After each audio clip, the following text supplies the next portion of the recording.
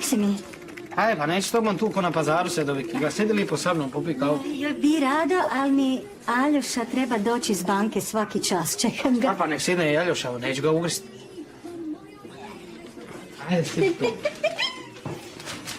Juj. Evo, kad piješ kavicu. Kak mi? Ona jedina uvijek ima lijepu riječ i utjehu za njega. Danas se Cvita vraća iz Bazela nakon dužeg izbivanja, a njezin povratak dočekan je s velikim veseljem, ali i neizbježnim tenzijama.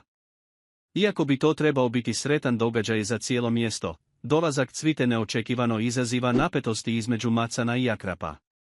Stare razmirice i nerazriješeni odnosi ponovno izlaze na površinu.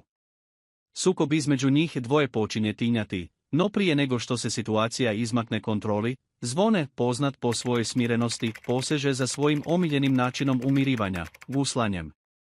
Zvuci tradicijske glazbe umiruju atmosferu i barem na trenutak vraćaju mir, čak i između zavaćenih Anđele i Jadranke, koje su ušle u još jednu od svojih svakodnevnih prepirki. U međuvremenu, Kata započinje svoj prvi radni dan u općini. Svjesna važnosti novog početka, pažljivo je odabrala odjevnu kombinaciju, elegantnu, ženstvenu i potpuno drukčiju od onoga kako su je mještani navikli viđati. Njezina promjena ne prolazi nezapaženo.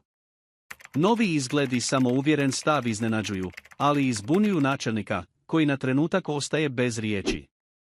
Čitavo mjesto bruji o novoj Kati, tihi pogledi, šapat u prolazu i znatiželjna pitanja samo su dio reakcija koje izaziva njezin transformirani nastup. S druge strane, Vedrana je sa Zlatanom i djecom otputovala u Murano, nadajući se da će udaljenost donijeti malo mira i odmora. No, njezino odsustvo teško pada braci, koji se povlači u samoću šanka, tražeći zaborav u čaši.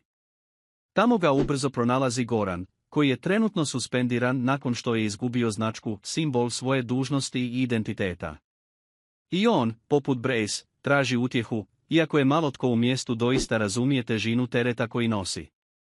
U toj tišini i razočaranju, jedina koja i dalje zna kako ih obojicu umiriti, koja ima toplu riječ i razumijevanje za njihove rane, jest ona, uvijek prisutna, tiha podrška koju često zaboravljaju, a bez koje bi sve bilo još teže.